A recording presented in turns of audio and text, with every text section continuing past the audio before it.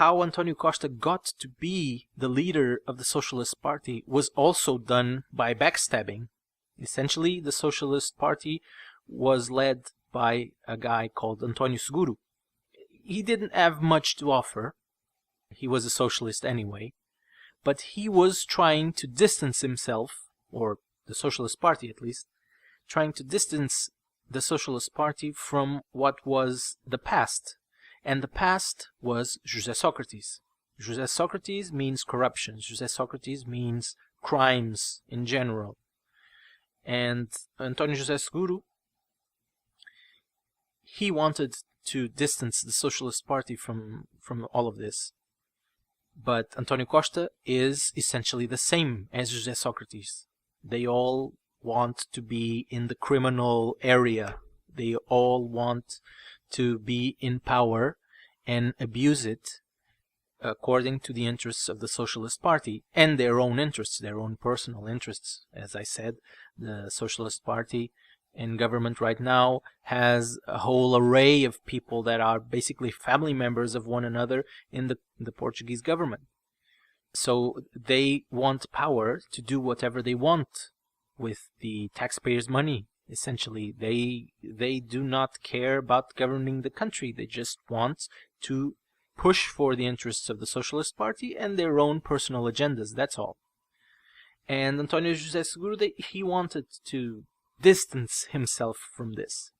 António Costa, as I said, was very much like José Sócrates, and I'm guessing that there was some sort of conversations within the Socialist Party that António José Seguro had to be removed. And so they had some elections, and I believe it was very similar to what happens in the United States in terms of primaries. Essentially, António Costa did a primary with António José Seguro, a very similar scheme. And because the Socialist Party was, let's say, the barons of the Socialist Party, they were concerned about the things that António José Seguro wanted to do, or to push for, they made sure that António Costa won. So it was a backstabbing, the way that António Costa, that he got to power, or to be the leader of the Socialist Party. And it's essentially the same way that he got to Prime Minister.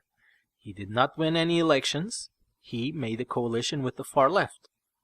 And of course, he got into power in 2015.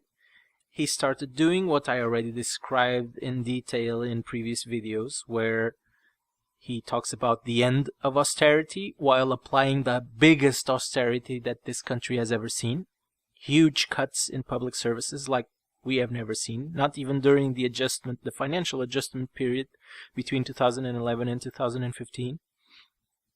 He also promotes the tax raises almost entirely, only across the indirect taxes, which is a tactic by the socialists usually, because if you raise the direct taxes, that will affect the money that people get.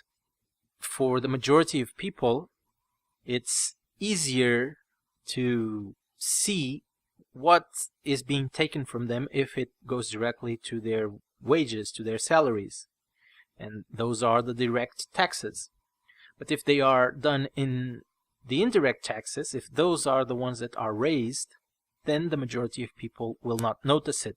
Obviously, they will be with less money, because the socialists always do this. They say, oh, I'm going to raise you, or I'm going to promote, for example, the minimum wage. I'm going to increase it to, right now it's in the 600 euros, but they say, I'm going to raise it to 610 euros. What do they do then? They raise taxes, in this case indirect taxes, in 20 euros. So in the end, you will be with less 10 euros than you were before, even the raise. But the people in Portugal, they are very illiterate in economics and finances, and they're not very good in math as well. So they think that it's something good for them. It's a very common tactic in Portugal done by the socialists. So we also have the lowest public investment ever during this government, while they claim that they are ending austerity. We also have the third highest debt in Europe, And this government already made our debt reach values that we have never seen. We crossed the 250 billion euros in public debt, which is a new record. Actually, 251 billion. It's a new record.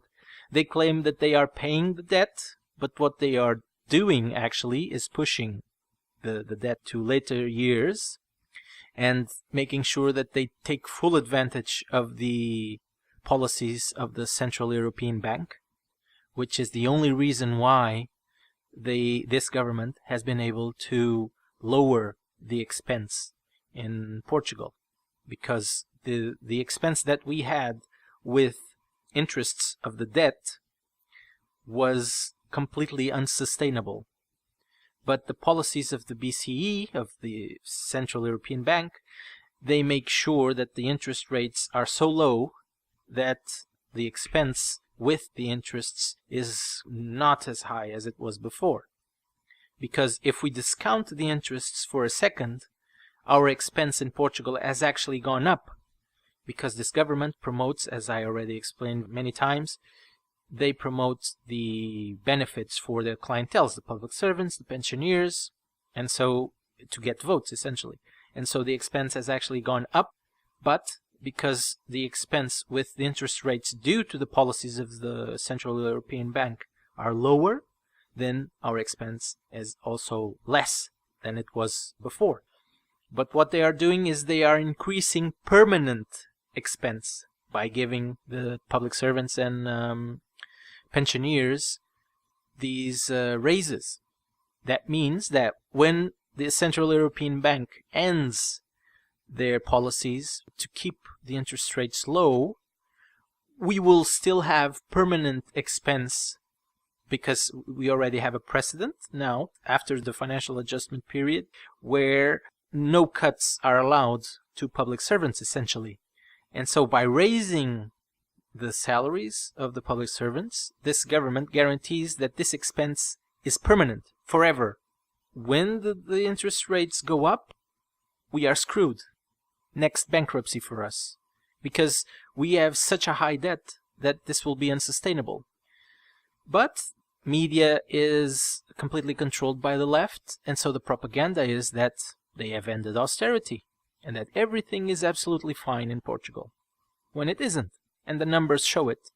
But no one cares. No one that can give the visibility to the lies that are lived in Portugal will actually do it, because they are completely controlled by the left. And I talked about two examples even on foreign media, Financial Times and the New York Times. They both promote the same leftist propaganda, the same lies, that Portugal has ended austerity, when in fact we are with the highest austerity ever. We have the highest taxes ever. We have the lowest public investment ever. We have the highest debt ever. So the numbers prove that Portugal is the worst that it can be. So this is the legacy of António Costa. And it's a very bad legacy. A career politician that has done so much harm to this country, to a point, and even in his lies, where he is even worse than José Sócrates. He is even worse than José Sócrates. And this is amazing, because José Sócrates was the pinnacle of a criminal, a scumbag, someone that you would never want as a prime minister. As anything, really, not just as a prime minister. You don't want to be near this type of people. They are absolute scum. And António Costa has proved to be even worse than José Sócrates. Anyway, this is all I've got in regards to António Costa. I hope you liked this, and I'll see you next time.